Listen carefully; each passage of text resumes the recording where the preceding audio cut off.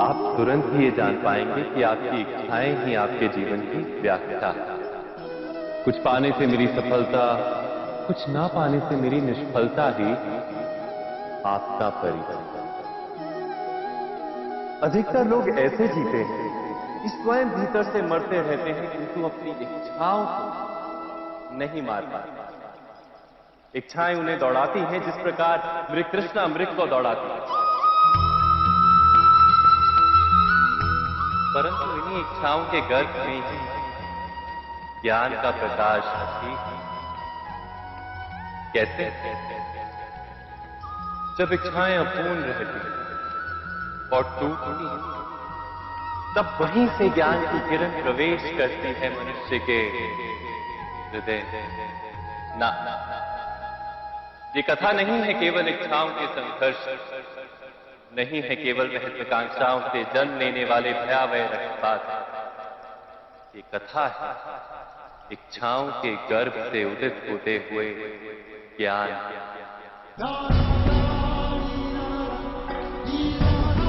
मैं वासुदेव कृष्ण आप सभी को निमंत्रण देता हूं इस यात्रा पे चलने के लिए, जो जीवन का मर्म सिखाएगी, मनुष्य का धर्म सिखाएगी, कीचड़ से उठकर कमल बनने का कर्म सिखाएगी। और इस यात्रा का नाम है महाभारत।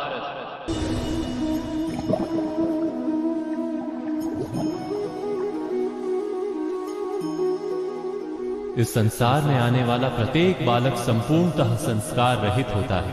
उसके अंतर पर ना किसी अच्छे संस्कार के चिन्ह अंकित होते हैं, ना ही बुरे संस्कार के। अर्थात जन्म से बालक में ना कोई गुण होता है और ना ही कोई दोष। तो ये दोष अथवा गुण किस प्रकार प्राप्त होते हैं? क्या हमने कभी विचार किया है? जो बात माता पिता के मुख से निरंतर सुनी जाती है, वही बात उनकी संतानों के हृदय का संस्कार बनती है। जैसे किसी गांव में नदी तट तक एक पगडंडी बन जाती है केवल उस मार्ग पर बार बार चलने के कारण। अर्थात माता पिता के हृदय की इच्छाएं उनकी संतानों के हृदय का दोष अथवा गुण बनकर जन्म लेती है। क्या ये सत्य नहीं? पर फिर भी जब उनकी संतानों में कोई दोष दिखाई देता है, तो माता पिता आश्चर्य और दुख से भर जाते हैं। माता पिता का हृदय ये प्रश्न करता है कि उनकी संतानों में ये कुसंस्कार आए कहां से? सत्य तो यही है कि माता पिता अपनी संतानों को अनजाने में ही कुसंस्कार के बीज दे देते हैं, जो उनके संतानों की हृदय भूमि पर कुसंस्कार का वृक्ष बनकर उगता है। अर्थात अपनी संतानों को सुसंस्कारी और धर्ममय बनाने की आशा रखने वाले प्रत्येक माता पिता को प्रथम अपने हृदय की इच्छाओं पर अंकुश रखना क्या अनिवार्य नहीं?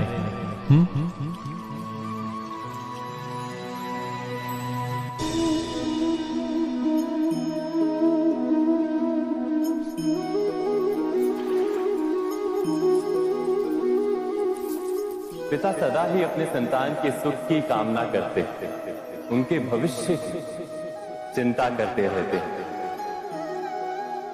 इसी कारणवश सदा ही अपने संतानों के भविष्य का मार्ग स्वयं निश्चित करने का प्रयत्न करते रहते हैं। जिस मार्ग पर पिता स्वयं चला है, जिस मार्ग के कंकर पत्थर को स्वयं देखा है, मार्ग की छाया, मार्ग की धूप को स्वयं जाना है, उसी मार्ग पर उसका पुत्र भी चले। यही इच्छा रहती है हर पिता की। निस्संदेह उत्तम भावना है ये, किंतु 3 प्रश्नों के ऊपर विचार करना हम भूल ही जाते हैं। कौन से प्रश्न? प्रथम प्रश्न, क्या समय के साथ प्रत्येक मार्ग बदल नहीं जाते? क्या समय सदा ही नई चुनौतियों को लेकर नहीं आता? तो फिर बीते हुए समय के अनुभव नई पीढ़ी को किस प्रकार लाभ दे सकते हैं? दूसरा प्रश्न, क्या प्रत्येक संतान अपने माता पिता की छवि होता है? हाँ, संतानों को संस्कार तो अवश्य माता पिता देते हैं, किंतु भीतर की क्षमता तो ईश्वर देते हैं। तो जिस मार्ग पर पिता को सफलता मिली है, विश्वास है कि उसी मार्ग पर उसकी संतानों को भी सफलता और सुख प्राप्त होगा। तीसरा प्रश्न, क्या जीवन के संघर्ष और चुनौतियां लाभकारी नहीं होती? क्या प्रत्येक नया प्रश्न एक नए उत्तर का द्वार नहीं खोलता? तो फिर संतानों को नए नए प्रश्नों, संघर्षों और चुनौतियों से दूर रखना, ये उनके लिए लाभ करना कहलाएगा या हानि पहुंचाना? अर्थात जिस प्रकार संतान के भविष्य का निर्माण करने के बदले उसके चरित्र का निर्माण करना श्रेष्ठ है, वैसे संतानों के जीवन का मार्ग निश्चित करने के बदले उन्हें नए संघर्षों के साथ जूझने के लिए मनोबल व ज्ञान देना अधिक लाभदायक नहीं होगा? स्वयं विचार कीजिए।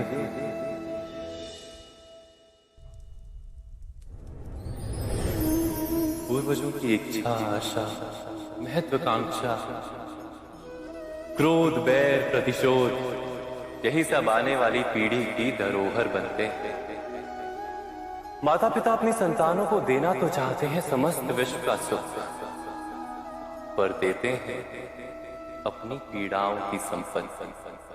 देना चाहते हैं अमृत, पर साथ ही साथ विष का घड़ा भी भर देते हैं। आप विचार कीजिए, आपने अपनी संतानों को क्या दिया? अवश्य प्रेम, ज्ञान, संपत्ति आदि दिए, पर क्या साथ ही साथ उनके मन को मैल से भर देने वाले पूर्व ग्रह नहीं दिए? अच्छे बुरे की पूर्व निर्धारित व्याख्याएं नहीं दी? व्यक्ति का व्यक्ति के साथ, समाजों का समाजों के साथ, राष्ट्र का राष्ट्र के साथ संघर्ष क्या इन्हीं पूर्व ग्रहों से निर्मित नहीं होते? हत्या, मृत्यु, रक्तपात क्या इन्हीं पूर्व ग्रहों से नहीं जन्मते?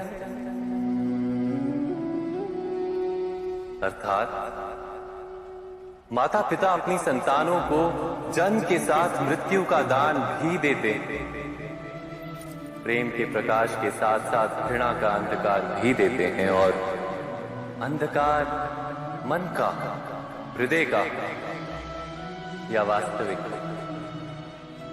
उससे केवल भय प्राप्त होता, केवल भय। स्वयं विचार कीजिए।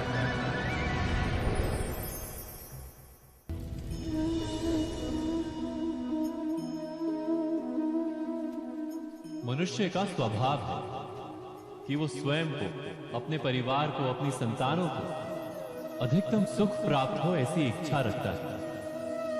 इसी कारण से हम सदा श्रम और कष्ट से अंतर रखते हैं, विश्राम और सुविधाओं को बढ़ाने का प्रयास करते हैं। स्वयं अपने जीवन का विचार कीजिए, क्या ये सत्य नहीं कि हम अपनी संतानों के लिए सदा ही विश्राम और सुविधा का आयोजन करते हैं? पर क्या कभी सोचा है केवल विश्राम से क्या लाभ प्राप्त होता है? केवल सुख और सुविधा जिन्हें प्राप्त हो, उनका जीवन कैसा होता है? शरीर जब श्रम करता है तो अधिक स्वस्थ बनता है, बुद्धि भी जब कठिन चुनौतियों का सामना करती है तो अधिक तेजस्वी बनती है। ये हम सबका अनुभव है, पर हम शायद ये भूल जाते हैं कि मन और आत्मा को जब कठिनाइयां प्राप्त होती हैं, तब वे भी अधिक बलवान होती हैं। अर्थात जब भी हम अपनी संतानों को श्रम और दुख से दूर रखने का प्रयास करते हैं, क्या वास्तव में उनके सुख का मार्ग बंद नहीं कर देते? स्वयं विचार कीजिए।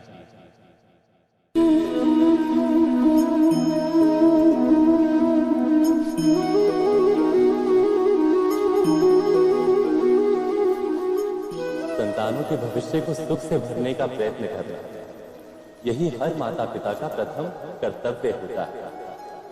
जिन्हें आप इस संसार में लाए और जिनके कर्मों से ये जगत आपका भी परिचय पाएगा भविष्य में, उनके भविष्य के सुख की योजना करने से अधिक महत्व और हो भी क्या सकता है।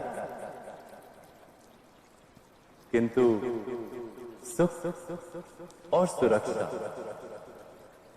क्या ये मनुष्य के कर्मों से प्राप्त नहीं होते?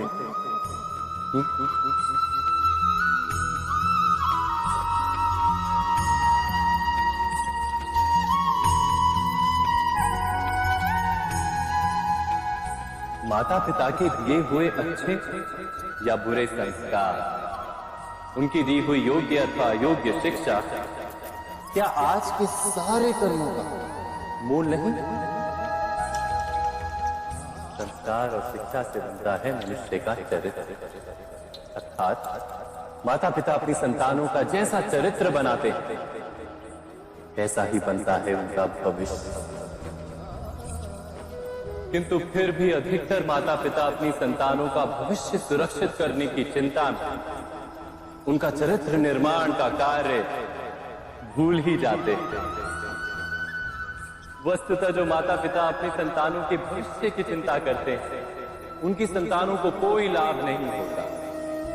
किंतु जो माता पिता अपने संतानों के भविष्य की नहीं, उनके चरित्र का निर्माण करते हैं, उन संतानों की प्रशस्ति समस्त संसार करता है। स्वयं विचार कीजिए।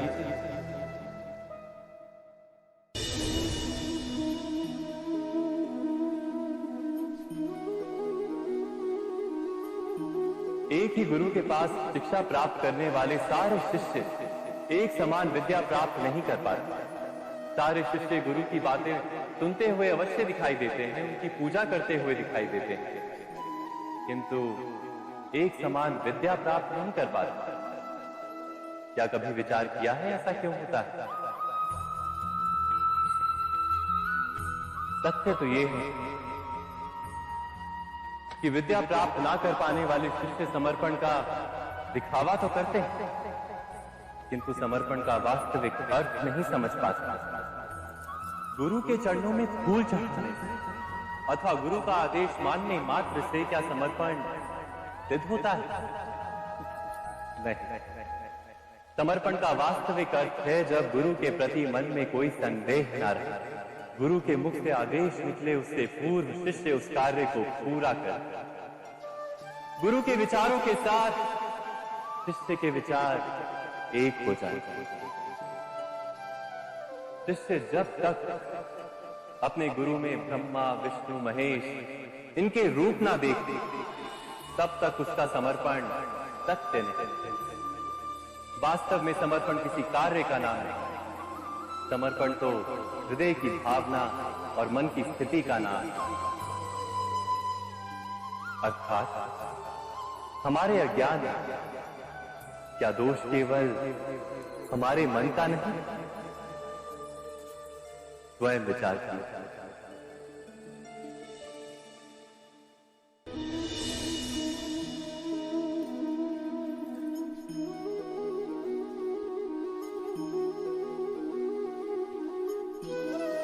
ज्ञान प्राप्ति सदा ही समर्पण से होती है, ये हम सब जानते हैं। किंतु समर्पण का वास्तविक महत्व क्या है? क्या हमने कभी विचार किया? मनुष्य का मन सदा ही ज्ञान प्राप्ति में विभिन्न बाधाओं को उत्पन्न करता है। कभी किसी अन्य विद्यार्थी से ईर्ष्या हो जाती है, कभी पढ़ाए हुए पाठों पर संदेह जमता है, और कभी गुरु द्वारा दिया गया दंड मन को अहंकार से भर देता है। नहीं, क्या ऐसा नहीं होता? न जाने कैसे कैसे विचार मन को भटकाते हैं, और मन की इसी अयोग्य स्थिति के कारण हम ज्ञान प्राप्त नहीं कर पाते। मन की योग्य स्थिति केवल समर्पण से निर्मित होती है। समर्पण मनुष्य के अहंकार का नाश करता है, ईर्ष्या, महत्वाकांक्षा आदि भावनाओं को दूर कर हृदय को शांत करता है और मन को एकाग्र करता है। वास्तव में ईश्वर की सृष्टि में ना ज्ञान की मर्यादा है, ना ज्ञानियों की। गुरु दत्तात्रेय ने तो गाय और श्वान से भी ज्ञान प्राप्त कर लिया था। अर्थात विषय ब्रह्म ज्ञान का हो, या जीवन के ज्ञान का, या गुरुकुल में प्राप्त होने वाले ज्ञान का, उसकी प्राप्ति के लिए गुरु से अधिक महत्व है उस गुरु के प्रति हमारा समर्पण। क्या यह सत्य नहीं? स्वयं विचार कीजिए।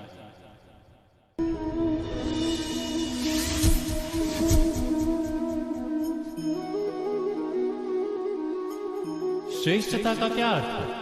श्रेष्ठता का अर्थ है दूसरों से अधिक ज्ञान प्राप्त करना। अर्थात मूल्य इस बात का नहीं कि स्वयं कितना ज्ञान प्राप्त किया, मूल्य इस बात का है कि प्राप्त किया हुआ ज्ञान अन्य लोगों से कितना अधिक है। अर्थात श्रेष्ठता की इच्छा ज्ञान प्राप्ति को भी एक स्पर्धा बना देती है, और स्पर्धा में विजय अंतिम कब होती है?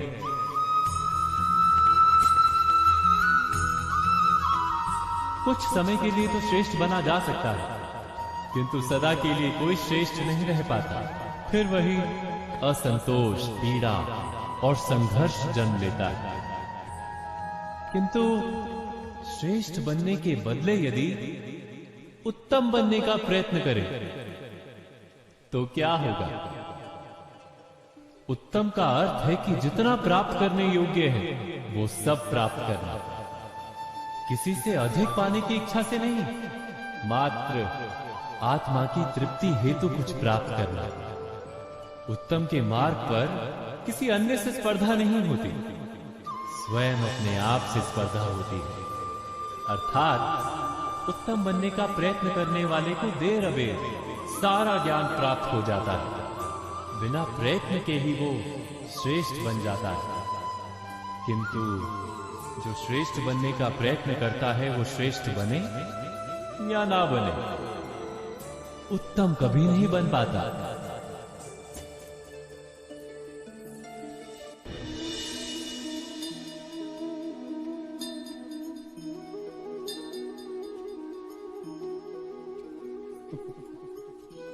जब जब मनुष्य के सामने कोई विकट स्थिति आती है तो मनुष्य ईश्वर से प्रार्थना करता है, ईश्वर के समक्ष याचना करता है कि वो स्थिति से उभरे।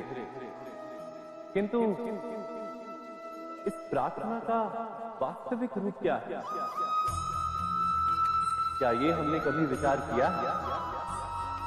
प्रार्थना का अर्थ है अपनी सारी आशंकाएं, सारी चिंताएं, सारे संकल्प विकल्प, अपनी सारी योजनाएं ईश्वर के चरणों पर रख दे। अर्थात अपने कर्म का फल क्या होगा इसकी चिंता ना करके धर्म के अनुरूप कर्म कर ईश्वर की योजना को अपनी नियति मान, यही प्रार्थना है। किंतु ईश्वर की योजना को समझ पाना क्या संभव है? वो योजना तो हमारे कार्यों के परिणाम के रूप में प्रकट होती है सदा ही, किंतु यदि कोई कर्मों का ही त्याग कर दे,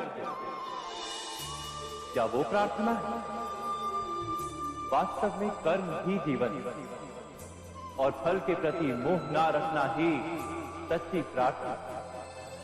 जो प्रार्थना कर्म में बाधा बन जाए, मनुष्य को कार्य ही ना करने दे, वो प्रार्थना है या पराजय? स्वयं विचार कीजिए।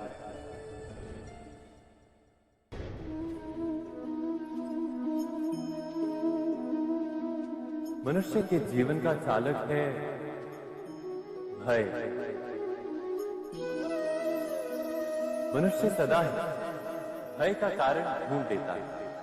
जीवन में जिन मार्गों का हम चुनाव करते हैं वो चुनाव भी हम भय के कारण ही लेते हैं।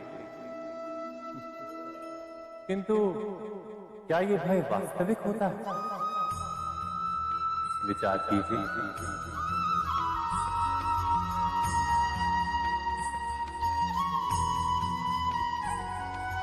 भय का अर्थ है आने वाले समय में विपत्ति की कल्पना। किंतु समय का स्वामी कौन? ना तो हम समय के स्वामी हैं, ना हमारे शत्रु या प्रतिस्पर्धी। समय तो ईश्वर के अधीन चलता है। तो क्या यदि कोई आपको हानि पहुंचाने के लिए केवल योजना बनाता है, वो वास्तव में आपको हानि पहुंचा सकता है? नहीं, किंतु भय से भरा हुआ हृदय हमें अधिक हानि पहुंचाता है। क्या ये सत्य नहीं?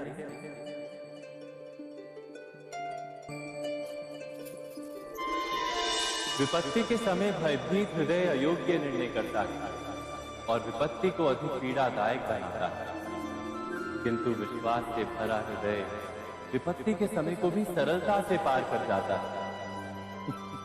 अर्थात जिस कारण से मनुष्य हृदय में भय को स्थान देता है, भय ठीक उससे विपरीत कार्य करता है।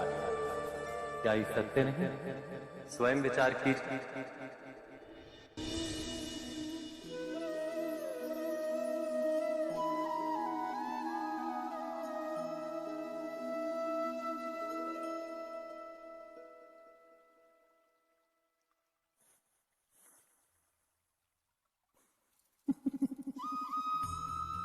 जीवन में आने वाले संघर्षों के लिए जब मनुष्य स्वयं को योग्य नहीं मानता, जब उसे अपने ही बल पर विश्वास नहीं रहता, तब वो सद्गुणों को त्याग कर दुर्गुणों को अपनाता है।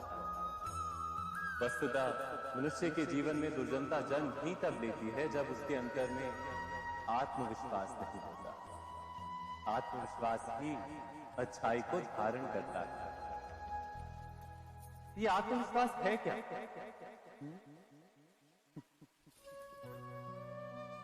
जब मनुष्य ये मानता है कि जीवन का संघर्ष उसे दुर्बल बनाता है, तो उसे अपने ऊपर विश्वास नहीं रहता। वो संघर्ष के पार जाने के बदले संघर्ष से छूटने के उपाय ढूंढने लगता है। किंतु जब वो ये समझता है कि ये संघर्ष उसे अधिक शक्तिशाली बनाते हैं, ठीक जैसे व्यायाम करने से देह की शक्ति बढ़ती है, तो प्रत्येक संघर्ष के साथ उसका उत्साह बढ़ता है। अर्थात आत्मविश्वास और कुछ भी नहीं, मन की स्थिति, जीवन को देखने का दृष्टिकोण मात्र है। और जीवन का दृष्टिकोण तो मनुष्य के अपने वश में होता है। स्वयं विचार कीजिए।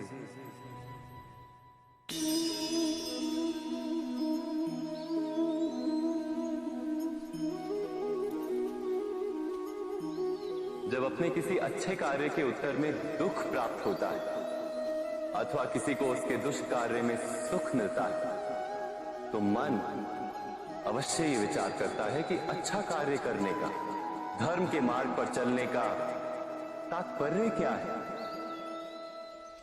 पर दुष्ट आत्मा को क्या प्राप्त होता है ये भी देखिए। दुष्टता करने वाला हृदय सदा चंचल रहता है, अकुलाता रहता है। मन में सदा नए नए संघर्ष उत्पन्न होते हैं। अविश्वास उसे जीवन भर दौड़ाता है। क्या ये सुख? जबकि धर्म पे चलने वाले, अच्छा कार्य करने वाले, सब चरित्र व्यक्ति का हृदय शांत रहता है। परिस्थितियां उसके जीवन के सुख में बाधा नहीं बनती। समाज में सम्मान और मन में संतोष रहता है सदा। अर्थात अच्छा बर्ताव भविष्य में किसी सुख का मार्ग नहीं। अच्छा बर्ताव स्वयं सुख, अथवा बुरा बर्ताव भविष्य में किसी दुख का मार्ग नहीं। अधर्म उसी क्षण दुख उत्पन्न करता है। धर्म से सुख नहीं, धर्म स्वयं सुख।